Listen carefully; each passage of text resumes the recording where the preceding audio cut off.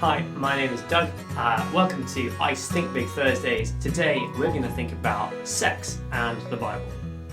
Now, imagine that you're canoeing down a river and just in the distance you see a waterfall.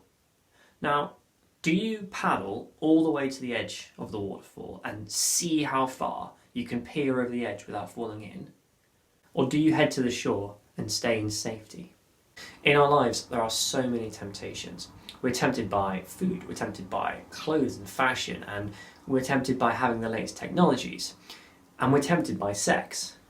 And sex is a good thing. It was created by God to be good and enjoyable and to be the physical union of marriage.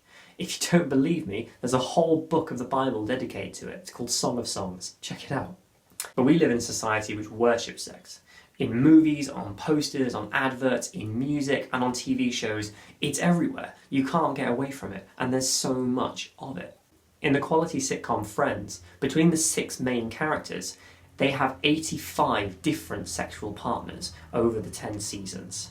And other than Joey, these characters are portrayed as being completely normal for the amount of sexual partners they have. And more than that, it's incredibly easy these days to indulge every crazy sexual desire that you have on a screen. 35% of all internet downloads are porn. And 93% of boys and 62% of girls have seen porn before they turn 18. And despite the numerous studies by psychologists on the damaging effects of porn use, it continues to be seen as normal in our society. And just as our society worshipped sex, so did Greek and Roman society. The Temple of Artemis in Ephesus was one of the wonders of the ancient world, and it was famous for its cultic prostitution. So when Paul writes to the church in Thessaloniki, just like he does with every other church he writes to, he's writing to a people who are bombarded by sexual temptation every day.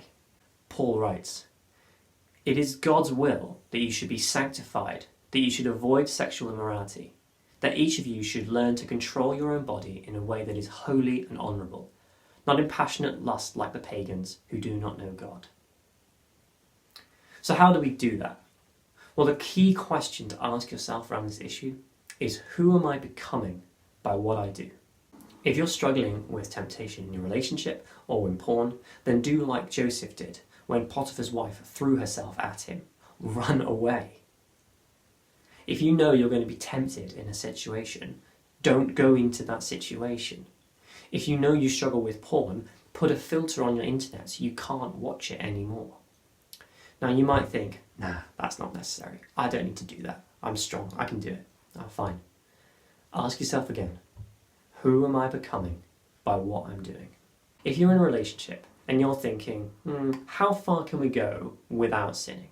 Like if we did this, that wouldn't be sex, so that would be okay, right? You're asking yourself the wrong question. As with the story at the start, don't think about how close to the edge of the waterfall you can get, because the closer you get to the edge, the closer you are to falling over. Ask yourself, who am I becoming by doing this? Lastly, if you're feeling guilty or hurt or full of shame because of this issue, then the good news is that Jesus still loves you. No matter how you feel about yourself, you are loved. Jesus calls us to be pure, but he takes us exactly as we are. So pray. Ask God to forgive you and lead you not into temptation. And if you're struggling with this, then talk to your youth leader or your church leader about it. It's their job to help you. I hope you enjoyed this video. Give it a like if you did, and subscribe for more videos. If you have a question on this topic or on any topic, then pop it in the comments and we'd love to answer it. Follow us on Instagram and on Facebook too to see more of what we're doing. And lastly, have a great week guys. See you soon. Bye.